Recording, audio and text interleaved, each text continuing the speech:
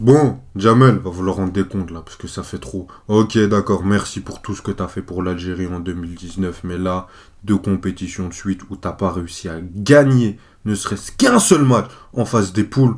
Ah, là, va falloir rendre des comptes, et en plus, on a vu que t'étais l'entraîneur le mieux payé d'Afrique. Tout ça pour faire ça.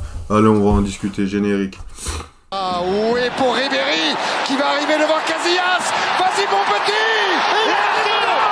Il est dedans. Le premier but de Ribéry. Bonjour à tous, on espère que vous allez bien, bienvenue dans cette nouvelle vidéo. À la base, on n'a pas pu tourner hier le débrief de l'Algérie et du Cameroun pour des raisons techniques et de menaces de mort. Mais on a vu que vous étiez beaucoup à nous demander quand même un débrief de l'Algérie, surtout, et aussi un débrief du match du Cameroun qui a été, je pense, le meilleur match depuis le début de la CAN, en tout cas en termes de spectacle. Donc voilà, on vous présente le sommaire. Au début, on va parler de Belmadi, parce que c'est le sujet numéro un quant à cette élimination des Fennecs. Et ensuite, on parlera du Cameroun qui s'est qualifié sur le fil quasiment à la dernière minute. Donc bon, si tu me le permets, Malik, j'ai pas mal de choses à dire à Jamel en tête à tête. Donc tu peux partir si tu veux. Non, donc bon, l'Algérie éliminée une deuxième fois en phase de poule de la CAN. Honnêtement, c'est un drame, c'est un cauchemar pour les Algériens. On va faire l'autopsie aujourd'hui de cette élimination. Tu te rappelles, Malik? On a fait la vidéo «L'Algérie frôle la mort après le Burkina Faso». J'étais déjà très très critique envers Belmadi. Je disais déjà des choses que je vais répéter aujourd'hui. En tout cas, ceux qui veulent voir déjà notre avis après le match nul face au Burkina Faso, on vous mettra le lien en description ensuite. On pensait quand même que, tu sais, moi je voyais l'Algérie être éliminée, mais je me disais que non, c'était pas possible, Malik. On avait parlé un peu en off. On se disait allez, c'était la Mauritanie, c'est des joueurs qui jouent en 5ème division française, en division soudanaise, j'ai vu, en division mauritanienne. Donc, donc il y a très peu de joueurs ne serait-ce que professionnels dans cette équipe. Je te parle même pas de joueurs de haut niveau et ils l'ont fait quand même. Ils ont réussi à battre l'Algérie. Donc, comme on va pas beaucoup parler de cette équipe mauritanienne, je tiendrai juste à les féliciter. Déjà, parce que c'est la première fois dans leur histoire. Ils font un bon travail. Ils ont participé à 3 cannes d'affilée alors que historiquement c'était très compliqué pour eux. Et là, ils arrivent à la 8ème de finale. Donc, malgré tout, il faut quand même féliciter cette sélection. Ensuite, maintenant qu'on a dit du positif, on est là pour charcuter l'Algérie. Je suis désolé, mais c'est une honte internationale que l'Algérie ne puisse pas se qualifier 2 années de suite, qu'il n'ait pas pu gagner un match face à des sélections. Je suis désolé, on va pas manquer de respect aux équipes africaines. T'as pas su gagner un match contre l'Angola, le Burkina Faso, la Sierra Leone, la Mauritanie, encore une fois le Burkina Faso, et une fois la Côte d'Ivoire. Donc dans ces 6 équipes, t'avais une grande nation du football africain. Ok, t'as perdu, tu peux gagner, tu peux perdre. Et tout le reste, c'était d'équipes de chapeau 2, voire de chapeau 3, voire même de chapeau 4. Et tu n'as pas su placer une seule victoire. Donc honnêtement, c'est honteux. Maintenant, on va parler un peu des fautifs. Pour moi, le principal fautif. Dans le football, on critique souvent les entraîneurs, mais je pense que cette fois-ci est plus justifié que jamais. Honnêtement, Jabel Melbadji, son comportement commençait déjà à nous saouler. T'avais l'impression que depuis 2019, tu pouvais rien lui dire. Il se voyait peut-être plus beau qu'il ne l'était. Il se sentait qu'il était peut-être en surconfiance dû à cet exploit qu'ils avaient fait en 2019. Et je veux bien souligner le mot exploit parce que certes, l'Algérie est une grande sélection. Certes, l'Algérie a des grands joueurs. Mais l'Algérie n'était pas prête pour gagner une CAN. C'était un exploit quand ils l'ont fait en 2019. Et on a vu que Jabel Melbadji n'était pas l'homme pour les amener à rester une grande sélection, vu que par la suite, tu as une élimination, en phase qualificative de Coupe du Monde et tu as 2 éliminations en phase de poule de la CAN. Que ce soit sur ses choix tactiques, moi je vois rien. Je vois aucun plan de jeu de la part de Belmadi. Je vois rien de préparé, je vois rien de structuré pour avoir un plan de jeu qui va être bon sur la continuité pour ensuite apporter des changements. Sur le management, c'est catastrophique. On a vu l'histoire avec Andy Delors, sur Riyad Mahrez, c'est censé être ton leader.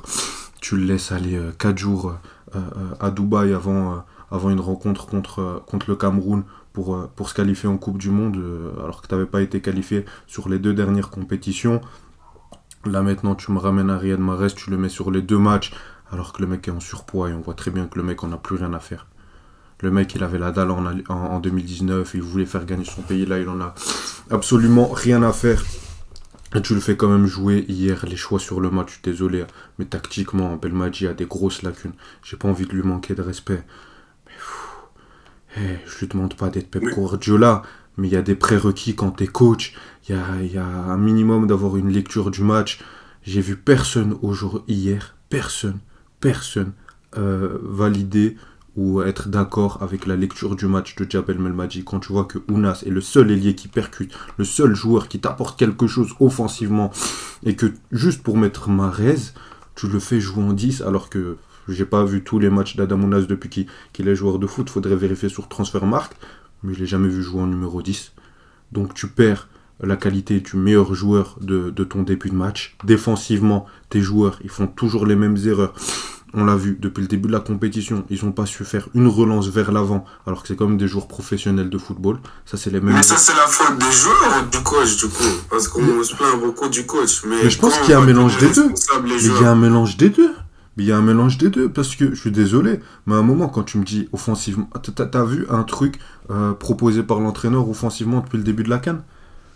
Je sais pas, un schéma de passe, quelque chose de construit, une structure. Moi, je vois juste un 4-2-3-1, on dit Mahrez fait ça, ben là, il y fait ça, et c'est centré à Bounedjah, il n'y a rien de construit.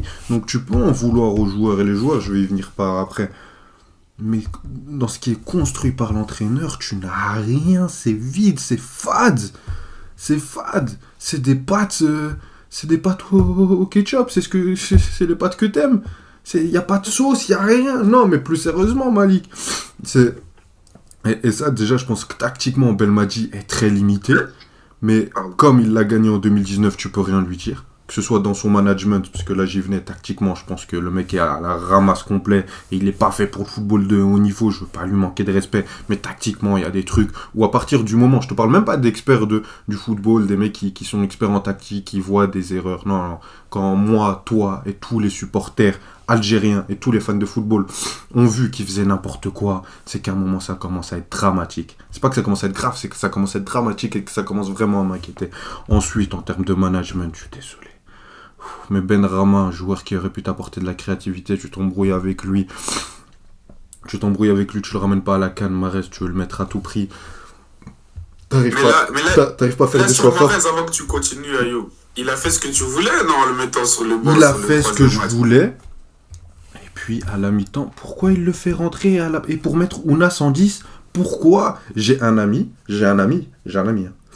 Je peux vous montrer les messages. Ce mec-là ne regarde les matchs de foot que pendant la CAN. Il n'y connaît rien tactiquement. Il a été sidéré par ce choix. Si lui, ce Ryan en question, mon ami, peut voir que c'est du délire, comment Djabel Belmadi ne le voit pas? Explique-moi ça, s'il te plaît. En quelle année tu te rends pas compte que là, tu es en train de faire une dinguerie, que tu es en train de tout gâcher et que tu es en train de mettre en difficulté ton meilleur élément sur le match, tout ça pour mettre Mahrez qui n'est pas bon. Mais le truc, Ayoub, c'est que moi, je pense qu'il a réfléchi dans le sens où c'est notre dernier match, c'est tout pour le tout et on va laisser notre meilleur joueur qui nous a apporté toutes ces années jouer. Un peu comme le Portugal avec Santos, tu vois ce que je veux dire, contre le Maroc. On lance dans la peinture et... Mais Cristiano Ronaldo, il est rentré. Même pas 20 minutes à la fin. Et offensivement, le Portugal proposait quelque chose, c'est juste qu'ils n'avaient pas les armes. Là, l'Algérie, offensivement, elle proposait rien. Et la seule arme qui permettait de proposer quelque chose, tu la mets dans de moins bonnes dispositions pour mettre Mahrez qui est pas bon depuis le début de la compétition et qui a été invisible.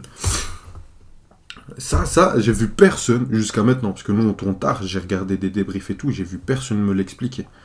Et en plus de ça, si seulement tactiquement, on va dire que t'étais dépassé, ok, mais au début le management était bien sur la CAN 2019, mais après ça n'a pas suivi très longtemps.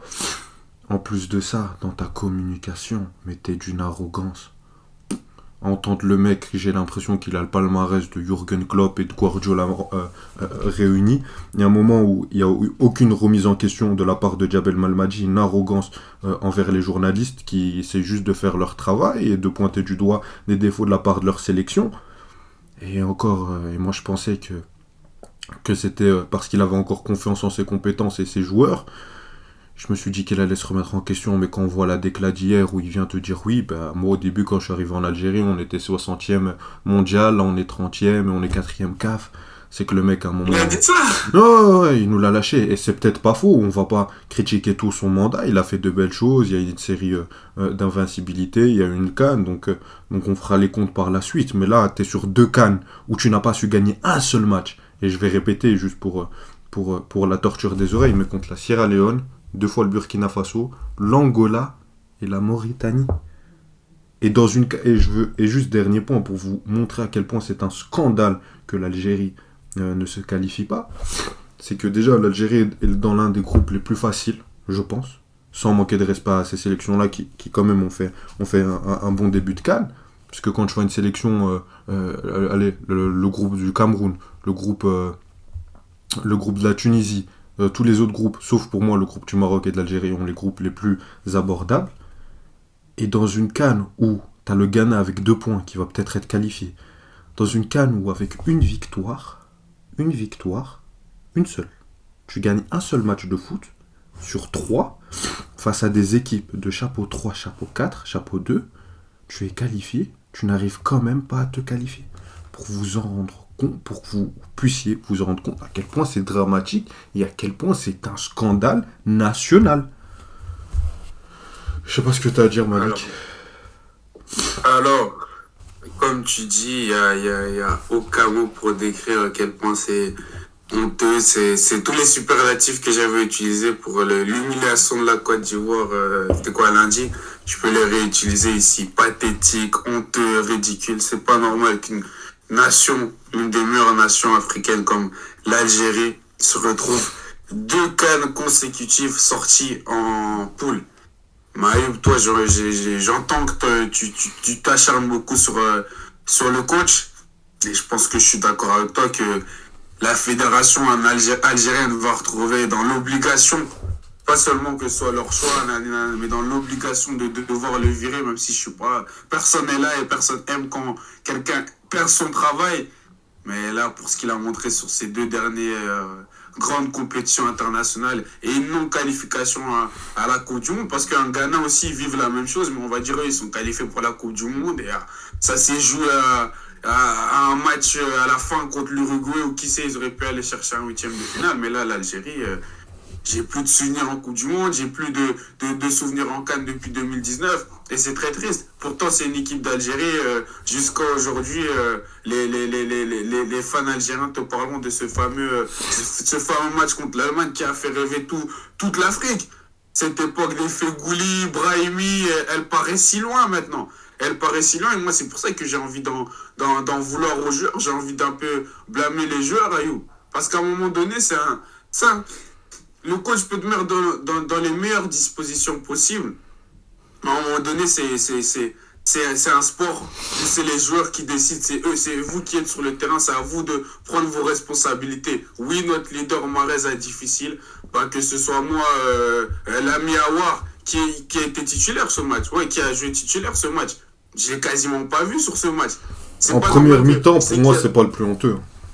Non, c'est pas le plus honteux, mais on veut plus là. Mais Malik, je suis d'accord. On doit gagner ce match. Je suis d'accord avec toi. On rentre à la maison. Je suis d'accord avec toi, et d'ailleurs, je voulais parler des joueurs, mais heureusement que tu le fais. Mais moi, ce que je veux expliquer, pourquoi je parle principalement de Belmadi, c'est que si les joueurs ont ce comportement-là, c'est en partie à cause de Djabel Belmadi. Parce que dans son management, il n'y a plus rien. En 2019, c'est lui qui avait su te faire, sans manquer de respect à ces joueurs-là, mais d'un âne, un cheval de course. Parce que ces joueurs-là, ils ont de la qualité. Benasser à Empoli, c'était une révélation en Serie A. Après, t'avais tous les clubs qui voulaient de lui. Il a annoncé à la fin. Il négociait, il cherchait le meilleur club pour lui. Il est parti à l'AC Milan. Il a fait tu vois, il y avait Mahrez encore qui était encore stratosphérique. T'avais Bounedjah, Slimani qui était encore en forme. Belaïli qui était encore un joueur de foot. Bref, t'avais... Il n'est plus un joueur de foot. Je l'aime beaucoup. Hein. C'est vraiment un joueur que j'aime. Hein. Ça me fait mal au cœur de dire ça. Mais Belmadi, dans son management, il n'y a plus rien. Mais t'as parlé des joueurs. Mais hier, t'as vu des joueurs de foot? T'as vu des Algériens qui voulaient se battre pour leur pays? Mais non. T'as vu des joueurs qui avaient l'amour? Mais t'as besoin du coach pour ça, ou tu penses? T'as besoin un minimum. Il y a une corrélation. Il y a une corrélation. Je pense qu'il y a une fracture dans le vestiaire, dans le rapport entre Djabel Belmadi et ses joueurs. Parce qu'à un moment donné, même si tu le fais pas pour ton coach, même si tu le fais pas pour l'emblème, même si tu vas paraître égoïste que je dis, fais-le au moins pour le nom que tu as derrière ton maillot. Fais-le au moins pour le nom. Mais ça se transmet. Mais ça se transmet, Malik. Ça se transmet, Malik, par l'entraîneur, je pense. Pourquoi quand c'était la Côte d'Ivoire, tu voulais que ce soit un sélectionneur ivoirien? Parce qu'il va savoir leur expliquer l'histoire. Parce que là, bien sûr, on parle de football, on parle de tactique et tout. Mais à un moment, là, on parle de football international. Football international, surtout que le football est le sport le plus populaire. L'Algérie, ils s'en foutent qu'ils soient champions du monde de basket. Ok, ça va être bien pour les fans de basket, etc. Mais ce qui va les représenter au niveau international, c'est quoi? C'est le football, parce que c'est le sport populaire. Quand ils gagnent la CAN, la Coupe d'Afrique, ça les met en valeur, ça leur rend honneur. Mais ça, tu dois le transmettre. Pourquoi on était content au Maroc d'avoir Regragui? Parce qu'il est venu nous transmettre cet amour de la sélection nationale et de rendre fier le peuple marocain. Belmadi, c'est ce qu'il a fait au début. Maintenant, je vois plus ça. Maintenant, je vois juste un ego surdimensionné qui pense qui gère tout et que rien n'est de sa faute et qui comprend pas et qui n'arrive pas à se remettre en question. Parce que je suis désolé, Malik, mais si toi, Jamel, t'arrives pas à te remettre en question, moi je peux te remettre en question. Moi je vois tous les problèmes qu'il y a dans ton effectif, je sais tous les pointer du doigt. Et pourtant, je pense que normalement, t'es censé connaître le foot 10 fois mieux que moi. Donc ça, c'est un problème. Mais sinon, sur les joueurs, c'est vrai que ça a été honteux. Je suis d'accord que l'attitude a été honteuse, que collectivement, ça a été honteux, qu'il n'y a aucune individualité, à part Bounedjah, Belaïli par moment, mais même Belaïli, venir avec ce poids-là en sélection, je suis désolé, mais c'est une faute professionnelle, et pour moi, tu respectes même pas ton pays. Même aussi talent que t'es, tu peux faire les efforts, aimer, si à la 60e t'es cramé, parce que t'as pas su faire une préparation physique correcte, ou te préparer pour cette échéance, bah, c'est un manque de respect. C'est tout ce que j'ai à dire. Parce que t'as rajouté. Non, c'est dur. Moi, comme je t'ai dit, par rapport à la qualité des joueurs, moi, je me concentre sur eux parce que comme on en avait parlé avant même le match contre le Burkina Faso, en voyant l'effectif, moi, j'ai voyé l'effectif, mais mais il y a que des bons joueurs, voilà. Il y a que des bons joueurs. Il y a beaucoup de trompe-l'œil dans cet effectif, Malik. Il y a beaucoup de trompe-l'œil. Quand tu regardes en défense, Aïssa Mendy, c'est censé être solide, on est d'accord. Le mec, il a la ramasse. J'ai l'impression qu'il a une charrette à tirer derrière lui. Il a plus le niveau. Il a plus le niveau pour jouer dans cette sélection. Ben Sebaini, techniquement, c'est censé être un leader. Il a fait des erreurs. C'est une honte dans les placements défensifs. Il y a des choses de base, Malik. Quand tu es défenseur, quand tu as une formation de joueur amateur, tu fais pas des erreurs comme Ben Sebaini en a fait. Aït Nouri, il est mal accompagné, mais je pense que ça reste un crack. À droite, Attal. J'ai pas envie de le critiquer, mais quand la structure défensive est mauvaise, tu peux être bon, mais si tes deux centraux ne sont pas bons, ça ne va pas. Après, t'as eu qui? Tougaoui. Le mec, tu le sors en joker comme ça, arrête. Zerouki. Techniquement, le match qu'il te fait, il ne sait pas se mettre de 3/4, juste pour ressortir les ballons vers ses milieux de terrain, Malik. C'est un truc que tu apprends en U8. Il y a des bases du football. Bentaleb, techniquement, c'est une honte. C'est une honte. Et pourtant, le mec, il a joué à Schalke, il a joué à Lille, c'est un beau joueur de football. C'est une honte ce qu'il te fait dans cette CAN. Tu veux qu'on parle de qui? Qu'on ressort les dossiers de qui? Mahrez, on en a déjà parlé, Belaïli, on en a déjà parlé. Amoura. Non, d'accord, c'est bien les prénoms. Amoura, oui, Amoura, mais Amoura, quand tu le sors en joker, alors que le mec, tu lui donnes pas de continuité, que tu lui dis sauve-nous, comme si c'était, je sais pas, comme si tu lâchais Cristiano Ronaldo, non! Bien sûr qu'Amoura est un joueur de qualité, mais ces mecs-là, faut les mettre dans un contexte, faut les encadrer, faut les amener petit à petit pour qu'ils puissent arriver à des hauts niveaux de performance. Mais tu lâches pas un Amoura qui vient de section, qui vient de D1 belge, qui vient d'arriver, qui a fait 2-3 sélections et tu lui dis vas-y sauve-nous. Les leaders comme Belaïli et Mahrez, c'est la merde. Non, tu le prépares petit à petit, t'essayes de trouver un système où il peut jouer, t'essayes de travailler quelque chose tactiquement, faux neuf, milieu gauche, t'essayes de travailler petit à petit. Et là tu vas en faire des très bons joueurs, en leur donnant de la confiance. C'est pas en leur disant non, il y a un Belaïli qui physiquement est out, en Mahrez qui n'est pas bon, mais dès que c'est la merde, ben vas-y, allez-y, sauvez-nous. Non, c'est pas comme ça, Mani. Donc bien sûr qu'il y a une responsabilité de la part des joueurs, il faut pas les oublier, il faut les pointer du doigt. D'ailleurs, les supporters algériens vont s'en occuper de ce que j'ai vu. Mais il y a un entraîneur qui orchestre tout ça. Maintenant, moi, je veux juste conclure sur l'Algérie en disant... Désolé, Malik, j'ai beaucoup parlé, parce que ça me tenait beaucoup à cœur, parce que j'attendais énormément de cette sélection. Déjà, j'ai beaucoup d'amour pour cette sélection, donc m'insultez pas. Hein, je suis vraiment, j'aime beaucoup cette sélection, mais déjà j'avais beaucoup d'attentes. Je les voyais aller en demi-finale, je les voyais faire quelque chose. J'ai cru en Belmadi, je pensais qu'il pouvait. Je l'ai dit, hein. Moi je l'ai dit que je voyais l'Algérie faire une demi-finale face au Maroc. J'aurais aimé, ça aurait été beau pour l'histoire. J'ai été très déçu maintenant au final, c'est que je pense que tu as encore des joueurs de qualité. Tu as des joueurs qui, de plus en plus, commencent à choisir le Maroc. Tu as Aouar qui est venu, tu as Amoura qui a choisi. L'Algérie. L'Algérie, pardon. Je me crée des problèmes. T'as Guiri, malheureusement, qui a été blessé. T'as une fin de cycle. Maintenant, il va falloir prendre un entraîneur qui va enfin les porter, les déposer sur la table et dire maintenant, c'est moi le patron. Qui va commencer à, tactiquement, avoir un minimum de connaissances en football. Un peu plus que Djabel Belmadi, je l'espère. Qui va te mettre sur une structure. Qui va faire des choix forts au niveau du management. Et à qui on donnera un cycle de 2 ans et demi. Ou dans 1 an, tu as la CAN au Maroc. Et on sait très bien que, j'ai pas envie de parler politique ici, hein, mais t'es Algérien, et tu te fous la honte au Maroc, ça va la faire mal au pays. Donc ils auront intérêt, pas à la gagner, mais au moins à se faire respecter. Pourquoi pas? Non. S'il la gagne au Maroc, ce serait oui, beau, non, non, je sais, mais je te dis pas, ils sont obligés de la gagner, tu vois? Ouais, mais je te dis au minimum qu'ils se fassent respecter. Au minimum. On leur demande même pas de la gagner. Mais au moins de se faire respecter, parce que sinon ça la fout mal pour le pays. Donc t'as un sélectionneur qui doit venir. Remettre une structure tactique. Faire des choix forts au niveau du management. Que l'Algérie, ça ne devienne plus le club med pour certains joueurs qui se prennent pour je sais pas qui. Et une fois que tu aurais remis ça en place, tu pourras même travailler sur une qualification. Après, j'espère qu'ils vont se qualifier en 2026. Pour 2026, il y a 9 places. Cette fois-ci, j'espère que ça le fera. Et tu as une Coupe du Monde à préparer. Et là, tu redémarres sur un nouveau cycle avec des nouveaux joueurs, des joueurs de talent. Et là, on verra. Donc voilà, c'est tout ce que j'avais à dire. Bon, désolé, on n'a pas parlé du Cameroun finalement, on a parlé que de l'Algérie. C'est les émotions qui m'ont pris. Non, c'est les émotions, c'est le football.